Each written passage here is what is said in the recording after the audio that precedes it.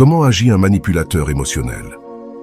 Nous allons examiner ces 5 attitudes qui nous permettront d'identifier ce type de personnes et de les éloigner de notre vie, car, logiquement, elles ne nous intéressent pas. Il y a encore beaucoup de personnes dans cette société, dans ce monde dans lequel nous vivons, dans tous les domaines, au travail, dans les relations interpersonnelles et même, bien sûr, dans les relations amoureuses, qui sont de véritables manipulateurs émotionnels. Nous devons donc les identifier et comprendre que ces personnes se trouvent encore dans ce que nous appelons l'égoïsme, qui est l'un des poisons les plus graves dont les êtres humains doivent se guérir sur cette planète. C'est pour cela que nous sommes ici, pour guérir notre part d'ombre, comme nous le disait la philosophie hindouiste et bouddhiste. L'égoïsme est l'un des grands poisons. Nous devons apprendre à sortir de cet état de survie. Cette personne qui ne pense qu'à son propre bénéfice, qui ne prend pas en compte les autres, et qui veut seulement son propre confort au détriment des autres êtres humains, même en les nuisant. Ainsi, c'est très important. Ce que nous connaissons aujourd'hui sur cette planète comme le mal, c'est l'égoïsme. Quand nous sortons de l'égoïsme, tout commence à fonctionner dans notre vie. Nous allons donc apprendre à identifier avec ces 5 attitudes, ces personnes manipulatrices. Nous allons comprendre pourquoi, quelle est leur psychologie et comment elles agissent pour que cela ne nous arrive plus dans notre vie. Avant de commencer, je veux te demander de t'abonner à ma chaîne YouTube si tout ce contenu t'aide. Active la cloche des notifications pour que je puisse te notifier chaque nouvelle vidéo. Maintenant, commençons avec ces 5 attitudes. Nous devons comprendre qu'une personne manipulatrice est une personne qui est dans ce que nous appelons le mal. Le mal dans ce monde, c'est l'égoïsme. C'est cette personne qui ne pense qu'à elle-même. C'est une personne que l'on appelle aussi narcissique, qui croit être le centre de l'univers et qui, de plus, ne ressent pas d'empathie pour les autres êtres humains. Elle est experte pour se transformer en victime. Elle se victimise continuellement pour continuer à manipuler les autres personnes. Elle est aussi menteuse. Elle va utiliser la tromperie du mensonge continuellement et sera totalement irresponsable. Elle ne sera jamais responsable d'aucune erreur qu'elle commet, d'aucun tort qu'elle peut causer à un autre être humain. Cela fait partie de cette personnalité manipulatrice. Maintenant, quelles sont ces 5 attitudes de ces êtres humains qui sont encore dans le mal de l'égoïsme? Première attitude, elle recueille des informations. La personne manipulatrice recueille des informations sur les autres, sur les relations avec lesquelles elle interagit, pour les utiliser à son avantage. Elle va chercher la faiblesse de la personne en recueillant des informations qui lui seront utiles pour ensuite pouvoir la manipuler. Ainsi, de nombreuses personnes qui arrivent dans notre vie, dans le cercle des amis ou également dans le milieu professionnel, veulent rapidement devenir nos amis, veulent nous plaire. Ces personnes sont très aimables. Elles veulent un rapprochement rapide et, dans la plupart des cas, artificiel, car nous nous rendons compte que nous venons de connaître cette personne et elle veut déjà parler avec nous, veut être intime et veut en plus savoir tout de notre vie. C'est là que réside la clé. Ce sont des étapes très accélérées. Elle utilise des approches peu naturelles, exagérées, avec un intérêt trop extrême pour nous plaire, pour nous rendre service, pour vouloir en savoir plus sur nous. Ces approches, qui se produisent principalement dans le cercle des amis ou parmi les collègues de travail, ce désir de savoir, de tirer des informations de notre vie intime, elle les utilisera ensuite contre nous. C'est très caractéristique des personnes manipulatrices, ces informations que nous donnons de tout cœur parce que nous voyons que c'est une personne qui montre de l'empathie au début. Nous ne la connaissons pas, mais elle semble très empathique, très coopérative, très agréable. Et c'est la première impression que donne une personne manipulatrice. Toutes ces informations qu'elle recueille sur nous, tout ce que nous lui racontons, nos peurs, nos misères que nous avons tous, cette part d'ombre, les problèmes que nous pouvons avoir, etc. Elle les utilisera ensuite contre nous pour créer une mauvaise image de nous et pour nous manipuler. C'est très important. Elle utilisera tout ce que nous lui avons dit avec notre meilleure intention pour manipuler. Ainsi, une personne qui arrive dans ta vie et qui semble rapidement te connaître depuis toujours, qui veut une amitié rapide, qui veut en savoir plus sur toi, attention. Il faut faire attention, il faut bien connaître cette personne. Tout a un processus, tout doit être naturel. Il faut y aller progressivement dans toute relation. C'est très important, et encore plus s'il y a des intérêts en jeu. comme c'est le cas dans les relations professionnelles. Donc prudence. D'abord, il faut bien connaître la personne et y aller petit à petit, surtout en suivant la boussole la plus importante que nous avons en tant qu'êtres humains, pour nous rendre compte si nous sommes face à une personne de confiance ou non. Et ce pouvoir est celui de l'intuition. La première sensation que nous avons, la première impression, est toujours la bonne, car elle vient de notre intuition. Elle ne passe pas par le filtre de l'esprit, et c'est celle qui nous dit si cette personne nous donne une bonne sensation ou non. Celle-là ne trompe pas. Il faut donc prendre en compte l'intuition pour identifier ce manipulateur. Deuxième attitude, cherche des victimes faibles. Cette personne manipulatrice va chercher des victimes faibles, qui sont faciles à manipuler. Quels sont ces êtres humains faciles à manipuler? Principalement, des personnes avec une faible estime de soi, avec peu d'affection, qui ne s'aiment pas, qui ne se respectent pas, qui n'ont pas reçu une base d'amour et de tendresse dans leur enfance ou dans leur vie. Lorsque nous n'avons pas reçu cette base, elle nous manque et nous projetons sur les autres un besoin de vouloir plaire, de vouloir être accepté, de vouloir être aimé, en définitive. Et c'est là que réside souvent la faiblesse de certaines personnes.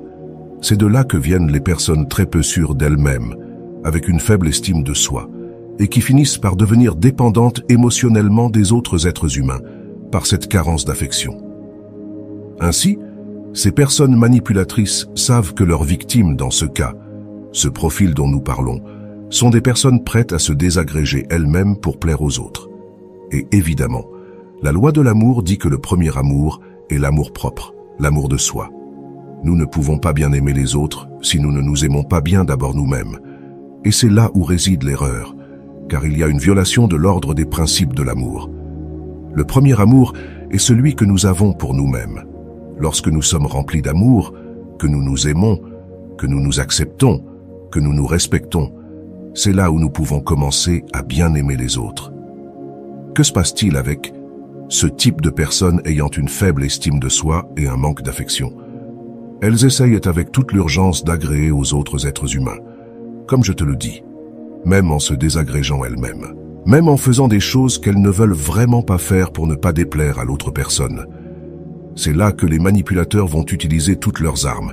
Ils vont essayer de tirer parti et de tirer des bénéfices de ce type de personnalité que possèdent de nombreux êtres humains, malheureusement.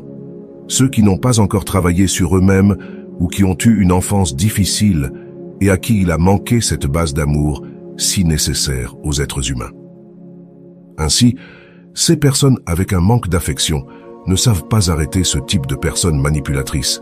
Elles ne savent pas mettre de limites, elles ne savent pas dire non, et c'est là qu'elles tombent dans la soumission. Cela se produit beaucoup dans les relations sentimentales, où il y a des maltraitants, de véritables maltraitances psychologiques, et la personne avec laquelle ils sont ne leur fixe jamais de limites. Comme il leur manque cet amour, comme il leur manque cette estime de soi qui n'est pas travaillée, elles-mêmes se sentent même coupables, elles croient qu'elles méritent ce traitement. Et c'est là qu'elles tombent totalement dans une relation toxique où le manipulateur va tirer tout le profit possible. Ainsi, c'est très important. Les manipulateurs vont toujours aller chercher la proie la plus faible, qui sont ce type de personnes. L'attitude suivante, le manipulateur va utiliser le déséquilibre de pouvoir. Qu'est-ce que le déséquilibre du pouvoir? Par exemple, dans une relation sentimentale, le fait d'avoir une plus grande acquisition économique que sa victime, il va l'utiliser. Le manipulateur l'utilise constamment. C'est pourquoi les relations deviennent des relations de dépendance et c'est pourquoi nous devons d'abord résoudre nos domaines, dans ce cas, le domaine de l'économie, de l'argent, pour ne pas entrer dans une relation et devenir des personnes économiquement dépendantes de quelqu'un d'autre. Peu importe si ton partenaire n'est pas un manipulateur, mais l'idéal est que nous soyons totalement indépendants, que nous ayons une indépendance financière, économique, émotionnelle dans tout type de relation. Parce que les manipulateurs, surtout dans les relations sentimentales, utilisent ce déséquilibre de pouvoir si courant, qui est l'économique ou aussi le travail. Le fait d'avoir un meilleur emploi, mieux rémunéré, ou simplement d'avoir un emploi alors que leur victime n'en a pas d'argent, n'a pas de revenus.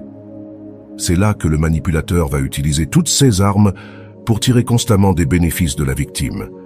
C'est l'un des déséquilibres de pouvoir, Il y en a beaucoup d'autres, par exemple l'émotionnel, dont nous avons parlé dans les points précédents. La personne insécure qui se laisse dominer et qui finit par être soumise par le manipulateur, c'est un autre déséquilibre de pouvoir. Les enfants peuvent être un autre déséquilibre de pouvoir dans cette relation. Des enfants qui sont utilisés pour manipuler, pour tirer parti de la situation. Un autre déséquilibre de pouvoir pourrait être l'insécurité. En réalité, ce sont les plus importants. Le travail, l'argent, l'insécurité émotionnelle et, comme je te l'ai dit, les circonstances des enfants sont les plus importantes. Fais très attention lorsque nous sommes dans une telle situation et face à une personne égoïste, narcissique et sans empathie.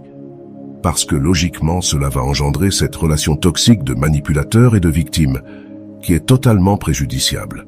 L'attitude suivante, la capacité de renverser toute situation. Même si cette personne a commis une erreur, en ayant nui à une autre personne dans cette relation entre manipulateur et victime, le manipulateur est capable de renverser la situation, de se victimiser, de passer de la personne qui a commis le tort à celle qui se sent totalement affectée. C'est une manipulation psychologique. Ils vont faire en sorte que la personne à leur côté se sente coupable, en changeant la situation. Par exemple, imagine une agression physique que le manipulateur pourrait commettre. Il ira jusqu'à dire que la provocation est venue de la personne qui l'a agressée, de tout ce qu'elle lui a dit. Il va la faire se sentir coupable, la ramener à cette faible estime de soi, cette insécurité. Et la personne, ayant des doutes, ne s'aimant pas elle-même, va même se sentir coupable après avoir été agressée par le manipulateur. Cela arrive. Ils sont très astucieux pour, comme je te le dis, renverser la situation et passer d'agresseurs à devenir les affectés. Ainsi, il est très facile qu'ils soient des personnes victimistes, qui à la fin se victimisent de leur propre vie, se plaignent, justifient tout ce qu'ils font, ne reconnaissent jamais leurs erreurs. C'est très propre aux personnes manipulatrices. La cinquième et dernière attitude dans cet entraînement d'un manipulateur envers sa victime sera d'infuser des peurs. Infuser des peurs à la personne à leur côté. Lorsqu'ils la connaissent déjà, lorsqu'ils savent quelles sont ces peurs, ils vont utiliser ces peurs pour instiller encore plus de peur dans l'esprit de leur victime. Ils vont utiliser les propres peurs de la victime qu'ils connaissent déjà pour la manipuler. C'est très courant. Et ensuite, que va faire le manipulateur? Il va s'attribuer le rôle de protecteur. Il va s'ériger en cette figure qui protège sa victime, et ainsi il la manipule, la fait se sentir inférieure. Il va lui dire, par exemple, « Qui va t'aimer si tu me quittes? Personne ne va t'aimer. » Si tu me quittes, par exemple, c'est très courant dans les relations sentimentales entre manipulateurs et victimes. Une autre phrase très courante est « Je vais emmener les enfants si tu me quittes », par exemple. C'est aussi très fréquent. Et une autre encore, « Où vas-tu aller ?» Si c'est une personne qui a un déséquilibre de pouvoir, qui n'a pas d'indépendance financière, il va la mener à cette peur. Il va lui dire qu'elle n'a nulle part où aller, qu'elle n'a pas d'argent, qu'elle ne peut pas subsister. C'est là qu'il va utiliser toute cette gamme de manipulations dont nous parlons aujourd'hui. C'est pourquoi je t'expliquais qu'il est si important d'être indépendant, de ne pas être dépendant de quelque manière que ce soit, ni émotionnellement, ni économiquement, de personne. C'est très important. Ainsi, ce sont les 5 attitudes que je voulais partager aujourd'hui. Sache que le manipulateur cherchera toujours à contrôler l'autre personne pour en tirer un bénéfice, car c'est une personne égoïste. Nous avons compris que c'est cela le mal en réalité, l'égoïsme. Et il va essayer de contrôler continuellement pour tirer profit de cette victime, de cette personne qu'il connaît et qu'il exploite émotionnellement et à tous les niveaux dans cette relation de victime. C'est donc très important de s'entraîner. Ces 5 attitudes sont présentes chez de nombreux êtres humains. Identifie cette personne si tu te rends déjà compte que tu es manipulé ou manipulé et essaie de sortir de cette situation. J'espère que cet entraînement t'a apporté quelque chose. Abonne-toi à ma chaîne YouTube, parce que je vais continuer à publier beaucoup plus de contenu de valeur pour t'aider chaque jour. Partage cette vidéo avec d'autres personnes que tu sais qu'elle peut t'aider. Que tout ce savoir peut apporter une plus grande conscience pour prendre de meilleures décisions dans leur vie. Pour ma part, c'est tout. Passe une bonne journée. Merci de tout cœur de continuer à avancer, à grandir et à améliorer ta vie en conscience. Et souviens-toi, il ne s'agit pas de sauver le monde, il s'agit de te sauver toi et tu sauveras le monde. Mon âme salue ton âme.